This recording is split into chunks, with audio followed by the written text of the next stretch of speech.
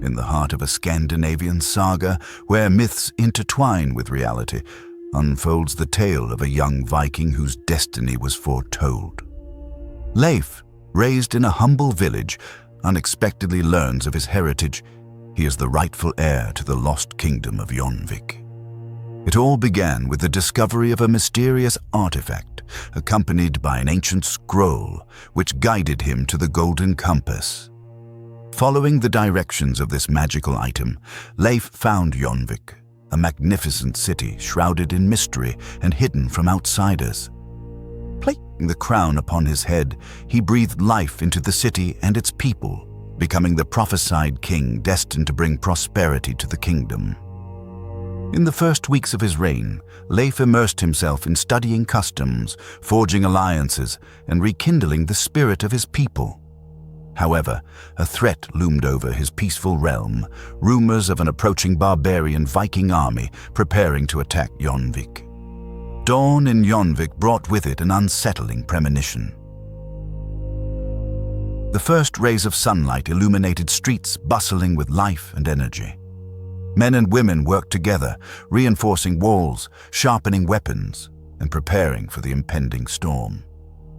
Rumors of the barbarian army spread through the city like wildfire, and Leif, as the newly crowned king, felt the burden of responsibility grow heavier with each passing minute. Leif spent the morning in council with the city elders and seasoned warriors. They discussed the size of the enemy army, their brutal tactics, and their reputation as marauders who destroyed entire villages. "This is not just about defending our home," one elder declared. "It is a fight for Jarnvik's survival." Despite the fear, hope lingered in the air. Leif's arrival, the prophesied king, was seen as a sign of the gods' favor. Later that day, while observing the warriors' preparations, Leif noticed that the golden compass, which he always carried, began to glow as if warning of something. Something was approaching. He summoned his advisors and shared his observations, but no one could explain the phenomenon. "Perhaps it is a sign that the gods wish you to lead this battle with courage," suggested Freya, a young skaldess who often recounted Jarnvik's legends. Late in the evening, a distant sound broke the silence. Battle drums. The inhabitants froze and looked towards the horizon. From one of the watchtowers, Leif and his captain saw a heart-chilling sight, an endless procession of warriors marching towards the city under black and red banners. The enemy army advanced like a dark wave, ready to engulf everything in its path. Leif ordered the main gates closed and the archers to take their positions. He knew that battle was inevitable, but understood that the key to victory was to withstand the initial onslaught and find a way to destabilize the enemy. He addressed the people of Jarnvik. "We are children of this land, and it will never abandon us." Today, we fight not only for Jarnvik, but for all that we are and all that we can become. The gods are with us. As night fell, the enemy army camped near the walls. Their campfires illuminated the darkness like the eyes of hungry beasts. Leif watched the camp from atop the wall, feeling a mix of fear and determination. He understood that the true test of his leadership was just beginning. The fate of Jarnvik and its people depended on him. The attack was inevitable, and the first spark of battle was about to ignite. In the vast and inhospitable northern lands, beyond Jarnvik's frozen expanses, lay a kingdom steeped in brutality and a thirst for conquest. This was the domain of Frinn, the Hammer of the North, a barbarian chieftain whose name instilled fear in distant villages and kingdoms. Frinn had united several barbarian tribes under a blood-stained banner, forging an army that inspired terror with its ferocity and cunning. Frinn's army comprised a motley collection of warriors, each contributing unique traits from their tribe. At the heart of this army were the Sons of Ice, elite fighters trained in warfare from childhood. Clad in wolf and bear pelts and armed with weapons adorned with ancient runes, they were the vanguard of every battle, known for their supernatural resilience to cold and their ferocity in combat. Also among the army's ranks were the Black Blades, a group of assassins and saboteurs who moved like shadows. They were masters of infiltration and sabotage, preparing the ground for the main forces, sowing chaos and fear among enemies. Their obsidian daggers were steeped in poisons that caused a slow and agonizing death. The barbarian cavalry was another crucial element of Frinn's army. The Storm Lords, mounted on gigantic mountain horses, were renowned for their ability to traverse difficult terrain with deadly speed. They carried long spears and shields adorned with the bones of their enemies, striking terror into anyone who witnessed their approach. Finally, Frinn had a group known as the Fire Forgers. These warriors, in addition to their combat prowess, mastered the art of iron forging and creating incredible weapons and armor. It was said that their swords were tempered in lava and enchanted with ancient spells, enhancing their deadliness. What awaited Jarnvik in the coming battle? Could Leif withstand the onslaught of the barbarian horde and protect his people? The answers to these questions would unfold in the following episodes of this gripping saga. The peoples subjugated by Frinn endured an existence full of harsh trials. Their settlements, built of wood and stone, were surrounded by hastily erected fortifications designed to protect against the bloodthirsty creatures that inhabited the northern lands. Their customs were steeped in brutal rituals and the worship of ancient deities forgotten by other civilizations. Every warrior of Frinn considered death in battle the highest honor, accessible only to the chosen. Any display of weakness was mercilessly punished, reinforcing the belief that only the strongest survived. Their lore and tales celebrated heroic deeds and threatened punishment for those who dared to stand in their way. The barbarians also practiced a unique shamanic magic where their spiritual guides, known as ice oracles, communed with the spirits of the frozen lands to predict future events or ensure victory in battles. These seers wielded immense authority and inspired dread, their words regarded as divine commands. Frinn, the supreme chieftain, was a figure imbued with power and majesty. His mere presence was enough to silence a crowd. Standing nearly 7 feet tall, he was endowed with musculature seemingly carved from ice, and his red beard gave him the appearance of a warlike god. His eyes, cold and penetrating, reflected a strategic mind that paradoxically combined with the brutality of his actions. He was renowned for his legendary weapon, a gigantic war hammer called Winter's Judgment.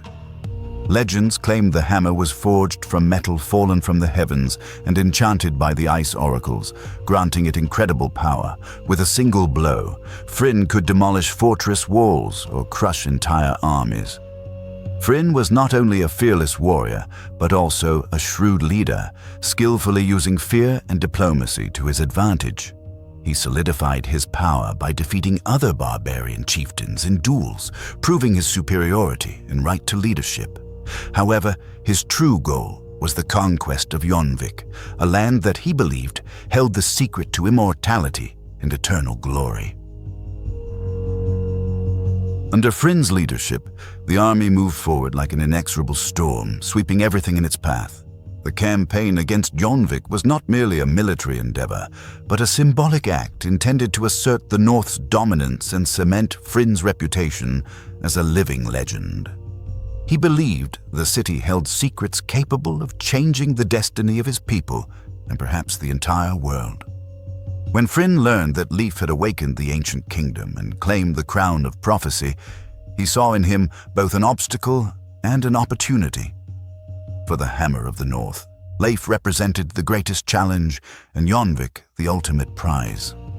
And so, the barbarian army advanced with unwavering resolve, and Jarnvik's fate hung by a thread on the eve of the impending war.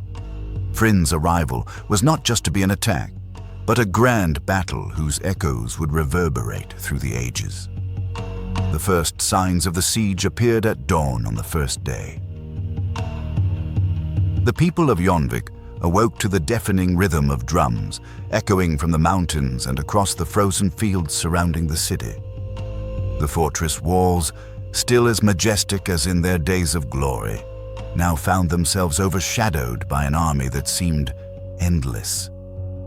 Enemy camps sprawled across the horizon, their fires illuminating the night's darkness like fallen stars, and banners bearing barbarian symbols fluttered in the icy wind.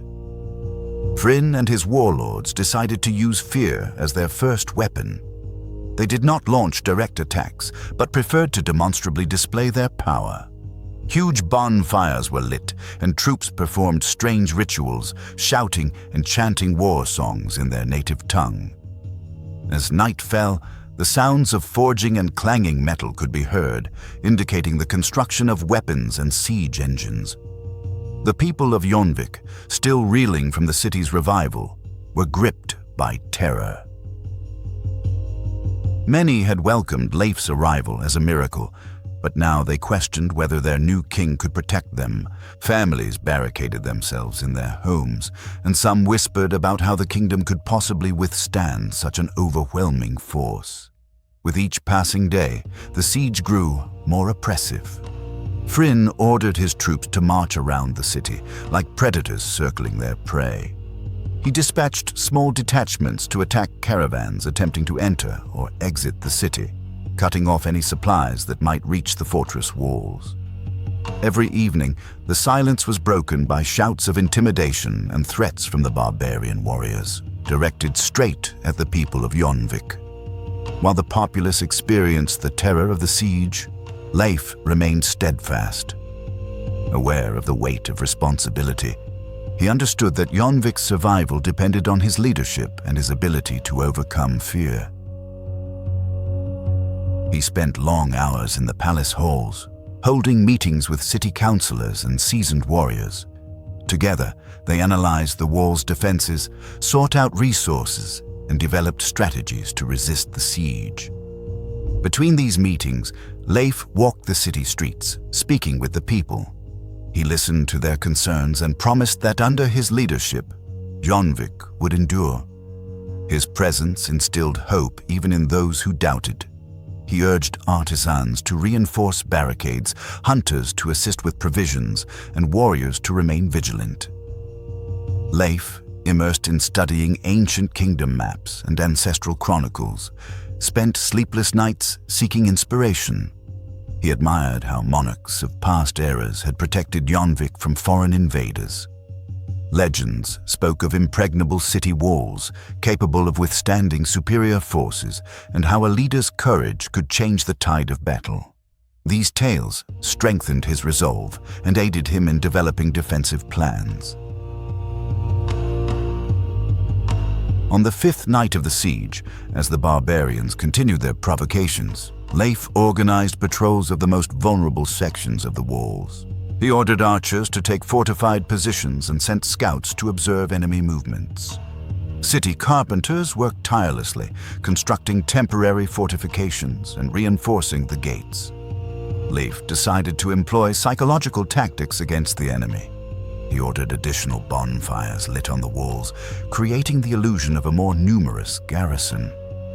Simultaneously, small diversionary sorties were organized to destroy enemy supplies and cut off water sources. These attacks could not stop the barbarians, but they sowed tension and anxiety among them. In rare moments of calm, Leif pondered. He understood that his courage would be tested as never before. The responsibility of defending Jarnvik and fulfilling his destined fate weighed heavily upon him, yet it also served as a powerful impetus. He recalled his journey, how the artifact and the crown had chosen him, and felt that something greater than merely saving the city was at stake. On the seventh day, observing the dawn from atop the walls, Leif noticed increased activity in Frinn's enemy army. It became clear that an attack was imminent. Taking a deep breath, he felt the fresh air fill his lungs and prepared for the upcoming trial. Jarnvik was ready for battle, and Leif understood that the coming fight would test not only strength, but also strategic thinking, courage, and leadership. The siege had reached its climax, and Jarnvik's fate was about to be decided. The first rays of dawn pierced Jarnvik's grey sky, painting the walls with an ethereal golden hue. The oppressive silence that had reigned for 7 days of the siege gave way to a distinct sound, a low, rhythmic hum, like the beating of a colossal heart, merging with the footsteps of Frinn's barbarian troops. It was the harbinger of imminent battle. From atop the walls, Leif observed the unfolding events, his face expressing the gravity of a leader aware of the moment's full responsibility, yet determination burned in his eyes. Jarnvik's defenders, though not professional warriors, took positions according to the strategic plan developed during the siege.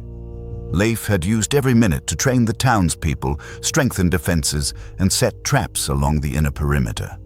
The silence was not merely a respite, but part of a carefully orchestrated plan.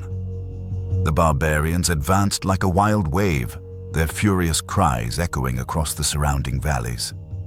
Jarnvik's mighty and impregnable walls were the first obstacle in their path. Frinn, relying on the brute force of his army, ordered his vanguard, armed with heavy shields and battering rams, to attack the main gates. They moved like a phalanx, covered by large shields, while the rest of the troops surrounded other sections of the walls, attempting to find breaches in the defenses. Leif's voice, issuing clear commands, resonated through the city. At his signal, archers positioned on the walls unleashed a hail of arrows upon the barbarians. Oil-soaked arrows flew at the enemy in a pre-practiced rhythm. The barbarian vanguard was instantly thrown into disarray, and the ram, not yet reaching the gates, was abandoned. However, the barbarians did not retreat. Shouting war cries in their ancient tongue, they continued their advance with even greater fury. "Prepare the pitch," Leif commanded. From the tops of the walls, huge metal cauldrons were overturned, spewing boiling pitch onto the enemy. The sticky, searing liquid created a barrier of chaos and destruction. Barbarian screams of pain echoed from the walls, but Frinn, unperturbed, watched from his black horse, awaiting the opportune moment to act. The defense organized by Leif was ingenious. In addition to the walls, he placed mobile barricades at the city's most vulnerable points, surrounding them with sharp spears made from local wood. These barriers not only slowed the invaders' advance, but also forced them to attack in small groups. Within the city, civilians not engaged in battle were organized into groups. Some aided the wounded, others reinforced barricades or supplied ammunition to the archers. Even children and elders found ways to help, creating an atmosphere of unity that strengthened the defenders' morale. Leif, moving among the defenders, encouraged them with a firm voice. "Jarnvik has never fallen, and it will not fall today. Each of you is part of this victory. Remember, our strength is in unity." His words spread like wildfire, igniting the hearts of the townspeople. Men and women, despite their fear, were determined to protect their home. When the barbarians finally managed to drag the ram to the gates, Leif triggered another trap. At his command, huge boulders were dropped from inside the walls, crashing down on the barbarians operating the ram like a stone avalanche. The invaders' assault was repelled once more. The gates remained intact, but Frinn seemed unfazed. He was not only a brutal warrior, but also an experienced strategist, and Leif understood that the barbarian chieftain was merely testing the defenses, looking for weak points. From the high castle tower, Leif watched as the barbarian detachments, having suffered significant losses, temporarily retreated. The battlefield was strewn with fallen bodies and broken weapons, but in the distance, new enemy forces were already gathering. The king understood that this was merely the calm before the storm. The townspeople, emboldened by the first victory, celebrated noisily within the fortress walls, yet Leif urged them not to let their guard down. "This is no time to relax," he warned. "They will return and their assault will be even fiercer. We must be ready for what is to come." Nevertheless, he used the respite to personally thank Jarnvik's defenders.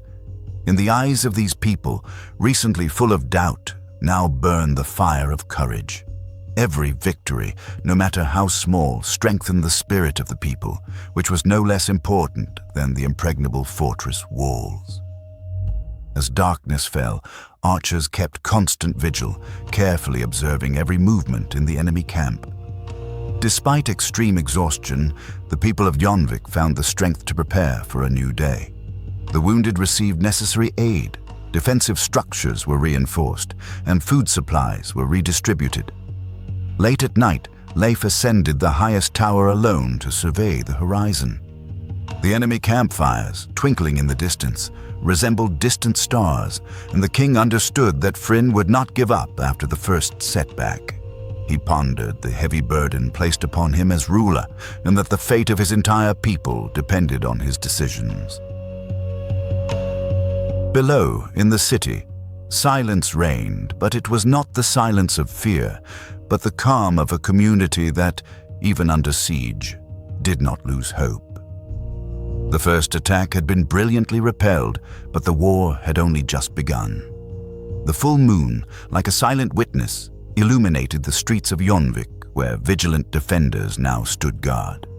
The first victory instilled confidence in the people that resistance was possible, but Leif understood that defense alone was not enough.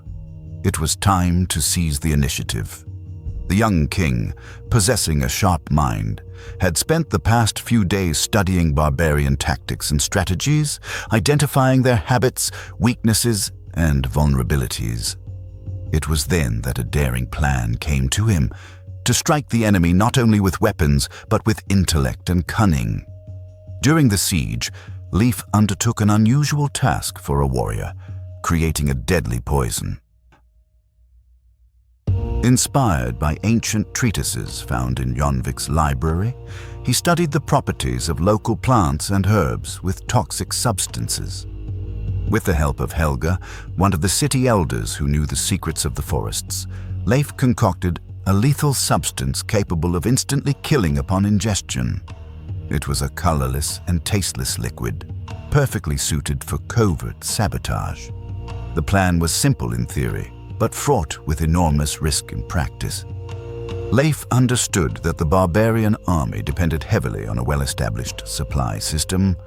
Food cauldrons and water barrels were vital for maintaining the army's combat effectiveness. If these supplies could be poisoned, the enemy could be destabilized, avoiding an open confrontation with their superior forces. Leif convened a council of experienced scouts, men and women who knew the city's surroundings like the back of their hands. These individuals, skilled in stealthy movement, were indispensable for executing the planned operation. Among them were Guno, a seasoned hunter, and Estrid, a young woman trained in the secrets of forest craft. On the appointed night, Leif gathered the group and shared the final details of the operation. In a firm yet calm voice, he declared, "The fate of Jarnvik rests in your hands. You are the invisible blade that will cleave Frinn's might. Act like shadows, leave no trace, and remember, every second counts." The group set out at dawn. The shadows of night were their allies, and every step was carefully measured to avoid detection. The barbarians, confident in their numerical superiority, did not pay sufficient attention to security, which facilitated the scouts' advance. Guno led the squad, his keen hearing and sight detecting the slightest signs of danger, while Estrid carried bags of poison. The barbarian camp was a labyrinth of tents and campfires, where soldiers were quartered in small groups, some on guard duty, others resting. Food cauldrons and water barrels were concentrated in the center of the camp. The target was close, but every movement had to be flawless. Guno signaled the group to split. Each scout was given a task. Some were to poison the food cauldrons, others the water barrels. Estrid, with steady and precise movements, began pouring the poison into the cauldrons. The liquid dissolved into the food, leaving no trace. Guno, in turn, silently opened the barrels and repeated the procedure, ensuring the water was poisoned. Tension reached its peak. The barbarians could awaken at any moment, and any mistake could be fatal. At one point, one of the scouts heard footsteps nearby. The group froze, holding their breath. A barbarian soldier, as if suspecting something, walked in close proximity to their hiding spot. He looked around, but seeing nothing, continued on his way. The group resumed their task, this time with even greater caution. In less than an hour, the mission was complete. The scouts retreated as stealthily as they had entered the camp, disappearing into the shadows and returning to John Vic's walls. Upon their arrival, they were met by Leif, who had anxiously awaited their return. Guno nodded, confirming the operation's success. As the sun rose over the horizon, the barbarian camp began to stir, unaware of the impending catastrophe. The warriors, carefree, went about their morning routines, oblivious to the sinister plan. Cooks, as usual, served food from the poisoned cauldrons, and soldiers eagerly filled their flasks with water from the contaminated barrels. An unseen tragedy began to unfold. The first signs of poisoning were subtle. Soldiers unexpectedly collapsed, writhing in pain and clutching their stomachs. Within minutes, chaos engulfed the camp, transforming it into an arena of horror. Screams of agony echoed, and many died before they could comprehend what was happening. Or some tried to flee, but the poison relentlessly paralyzed them, preventing them from going far. The sight was truly heartbreaking. Frinn, in his tent, was immediately informed of the events. His fury was indescribable, but even he could not deny the catastrophic consequences. In a few hours, the barbarian army had lost a significant portion of its strength, and the morale of the survivors was shattered. From atop the walls, Leif and his warriors observed the unfolding drama. Despite the tension of the previous night, their hearts filled with relief. The plan had worked flawlessly. However, Leif did not revel in triumph. He understood that having dealt a crushing blow, Frinn would not retreat so easily. By evening, the remnants of the barbarian army began to withdraw, regrouping for defense. Frinn, with a grim expression, realized the need for a new strategy. At the same time, young King Leif began to devise his next move, understanding that the battle was far from over. John Vic had gained a respite, but the war continued. While the barbarian camp recovered from the deadly blow, Leif understood that delay could be fatal. It was time to capitalize on the enemy's confusion and demoralization to deliver a decisive strike. That night, under the bright moonlight illuminating Jarnvik, he gathered his war council and best captains. "Today we will end this siege," he declared. "Tomorrow Frinn and his barbarians will be gone. Jarnvik will be free again, and the blood we shed will be the foundation of our peace." Inspired by the young king's courage and determination, the warriors enthusiastically pounded their fists on their shields, ready for battle. Leif presented a simple but effective plan: attack the barbarians from all sides, forcing them to retreat into the forests, where they would be surrounded and annihilated. With the first rays of the sun, Jarnvik's army left the city walls, armed with new weapons and led by Leif. Boom! The soldiers burned with desire to fight for their families and lands. At the forefront, Leif carried Jarnvik's banner, a symbol of resistance and hope. The barbarians, weakened by the poisoning, tried to organize a defense, but their ranks were disorganized and demoralized. Frinn, the barbarian chieftain, desperately tried to regain control, but his authority no longer inspired the same fear. Leif divided his troops into 3 groups. The first was to attack head-on, the second to flank the enemy from the west, and the third to set fire to enemy supplies and tents, causing even greater chaos. The battle began with a frontal assault led by Leif. His sword gleamed in the sun, piercing barbarians with incredible precision and force. Beside him, Guno, the seasoned hunter, and Estrid, who had become a respected warrior, fought with bravery and valor. At the same time, the flanking group attacked the barbarians from the rear, while burning tents sent thick plumes of smoke into the air, creating an atmosphere of chaos and panic. The barbarians, disoriented and outnumbered, began to retreat. Frinn, realizing the inevitable defeat, decided to face Leif in a duel. With a massive blade in his hands, he fiercely charged the young king, his cries echoing across the battlefield. Leif, maintaining his composure, prepared for the fight. Frinn was a giant, possessing immense physical strength. He delivered powerful blows capable of splitting a shield in half. However, Leif relied on his agility and intellect. He skillfully dodged attacks and carefully studied Frinn's movements, searching for a weak point. Finally, when a mighty blow from Frinn left him exposed, Leif seized his chance. With a lightning-fast movement, he delivered a precise strike to the barbarian's leg, forcing him to his knees. "Your reign of terror ends here," Leif declared before plunging his sword into Frinn's heart, bringing an end to the bloody conflict. With the chieftain's death, panic seized the remaining barbarians. Many fled into the forests, while others were captured by John Vic's warriors. The battle was over, and victory belonged to Leif and his people.